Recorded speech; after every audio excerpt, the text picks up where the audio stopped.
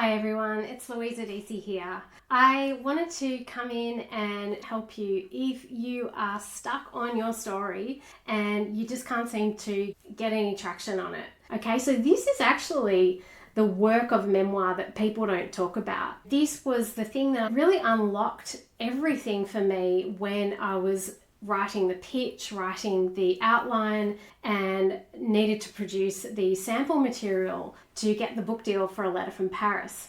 This is something that I've noticed is really, really common in writers. And this is why it doesn't matter how long you've been going for, you just can't get traction on this story. So before I go any further, my name is Louisa. I am an author, I am a memoir teacher, and I have a program called The Art of Memoir where I take you step by step through the crucial elements to a compelling narrative nonfiction draft using this process and methodology that I've developed over many years. I've had 2 books published, both were different types of memoirs. You can see the covers behind me. And I share more about this process in my free masterclass you can sign up for below. Okay, so why do writers stall? And why did I stall? This was the thing that really unlocked everything for me when I was writing the pitch, writing the outline, and needed to produce the sample material to get the book deal for A Letter from Paris. And that was this very first, very crucial story start code, which is the hook. The hook or the gap or the opening, which is where you start the story. So I've studied thousands of major bestsellers, books and movies, fiction and non-fiction, Hollywood blockbusters, and they all have this story start code. They all have the 6 story start codes, but the hook is the most crucial one. I also worked as a freelance journalist for many years before I wrote either of my books, and I couldn't sell a story if it didn't have a hook. And so the time that you spend finding your hook is more important than the time you spend just drafting or just writing, which is why I really don't like the way that writing is generally taught. I studied writing in academic settings, and we were taught that just start, just get the words out there, just pump out the draft. Well, no, that's a complete waste of time if you haven't clarified the most crucial aspects to the story. The first is the hook. Okay, so what is the hook and what isn't the hook? So here's a big truth that you need to know about the hook. Every single story has one. If you want to write a memoir, if you're writing a fiction, any story that you're writing, it has one. Your job is to uncover it, okay? Boring stories are simply those stories where the author, the writer, has not done the work to find the hook. The problem is with memoir, particularly memoir, and I know because this is the truth about mine, you find it hard to uncover your own hook because these patterns and these aspects that make up the problem and what's unique about the problem or why it was life or death that you face this problem or that you do this thing that the story started on is often so deeply buried in our unconscious and our subconscious that we can't see it. And so it's not until you do the work to really look at your story and what you want to share and what you're ready to share. You can't do that until you've actually looked at what the story is for yourself, first and foremost. This is another reason I do not recommend going workshopping your memoir draft, sharing bits and pieces of it all over the place. You need to do this work on your own because it's a personal story. This is your story, and you need to actually do this work on your own because no one else can tell you what your story is. You need to see it and you need to feel safe enough to express it before you can start to unpack it and choose, because a lot of successful writing is these choices and decisions about what you're going to share. Okay, so the hook, it's absolutely crucial to feel safe and to feel safe expressing yourself. So whether that means you write this first draft or first 5 drafts purely for yourself before you can feel into what is good for you to share. I've seen too many writers, first-time memoir authors, share a story with a hook that, yes, it might have been marketing savvy and timely and all of that, but It destroyed their life. They weren't ready to share that. It's very, very personal. And they might have lost relationships and friends through the publication of this work. Okay, so this is actually the work of memoir that people don't talk about. This is making those decisions about what you are willing to put out in public view and what you will not. And so this is why so much of the art of memoir is we start in the foundations piece with this deep diving into you and your why and your values and what constitutes a successful outcome for you. Because otherwise, you might find the hook. You might talk about your story to someone or mention aspects of it and they'll go, oh, that sounds great. Yeah, you need to write this, da da da da da. Or, yeah, that's on the news right now. Or, yeah, that's really time. But that's not actually where you want your life to go. Because when you get published, you're going to be talking about this particular story and the hook to it a lot over and over again. You need to have done any of the healing work around that if you want to be able to talk about it in public, on stages, in libraries, to readers, and doing all that media aspect of selling a book, which is absolutely crucial. So this is part of what makes memoir so difficult and also so fulfilling when you have done that deep work on your own to uncover A, what the story really was and what that experience was for you. And you need to feel safe to express that.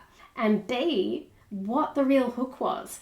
Now, that real hook piece is where it gets really vulnerable with memoir, okay? Because I've found that there was quite a bit of shame and shadow aspects to the self involved when I really started to uncover the hook. As soon as I did uncover the hook, particularly for A Letter from Paris, I was able to write the sample material, the outline, the synopsis, all the sales documents that sold that book on pitch and get a book deal, an agent and a publisher within weeks to months. But it's uncovering this hook, which is the gap and usually this piece that you might have been ashamed to say out loud because it's a contrast, it's a break from the norm, it's a shattering. It's usually connected to those 4 major primal themes of survival. It's always connected to one of those: love and belonging, material safety and survival, the physical body, or status and power. And so you've got to know yourself deeply enough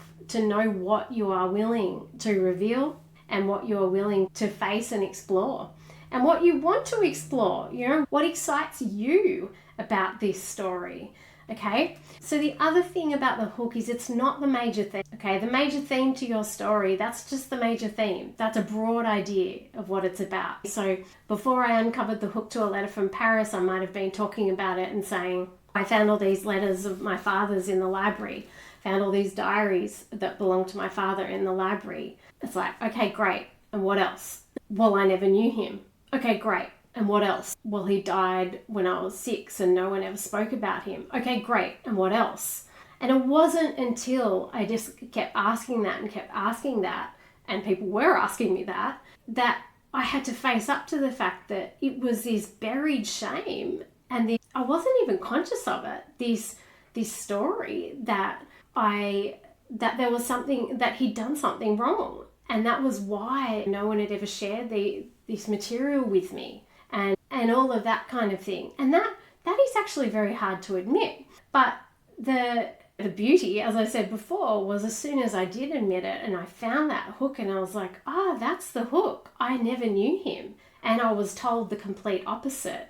Often the hook is a complete contrast or opposing piece of information or shocking truth that goes contradictory to what you have before believed. You know, it's like with Dani Shapiro's memoir Inheritance. The hook to that was she did a DNA test and found that her father wasn't her father.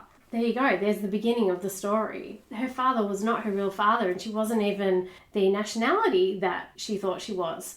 So the hook to your story is most likely going to be, particularly if it's a memoir, it's going to be a little bit shocking, a little bit painful. And for it to compel the reader, it needs to compel you. So it needs to be interesting enough for you to do the deep work of uncovering the rest of the story around it. So memoir is really deep work. It's shadow work, basically, and that is why it is so transformational. And that's also why I don't recommend workshops and just sharing the draft and bits and pieces of the draft as you write. I have a really structured process around how I teach memoir so that it does lead to self-growth, self-knowledge, and complete self-awareness and understanding, because that is how we start to change and transform in our lives. And this makes the process of writing it and getting published also the process of transforming yourself from the inside out.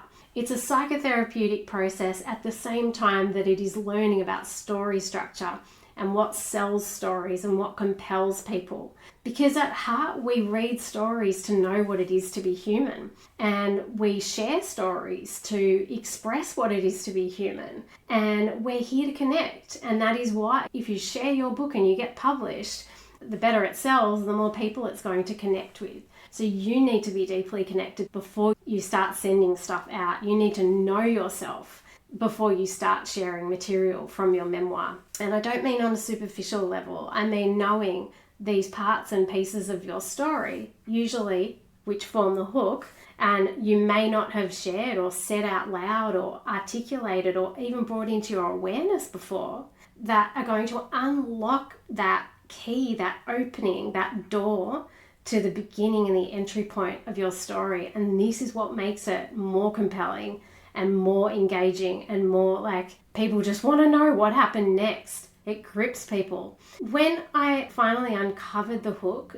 to A Letter from Paris, I got shivers up my arms, and I noticed that anytime I said it out loud for that first year, I think it was, I would start to tear up because it was just so revolutionary to me. And this showed me, because we connect to our intuition and our creative souls and selves through our bodies, this showed me that this was a compelling story, not just for me, but for other people too. And it's this human aspect of all these things that we feel ashamed of or afraid of, or we grieve, or all those lower levels of consciousness which hold us back. And it's not until we have the courage to face the truth of the story. Courage resonates at 200 on the David Hawkins map of consciousness. It's not until we have the courage to look at it squarely and truthfully that we can start to elevate and expand and transform. And courage is the starting point of all positive,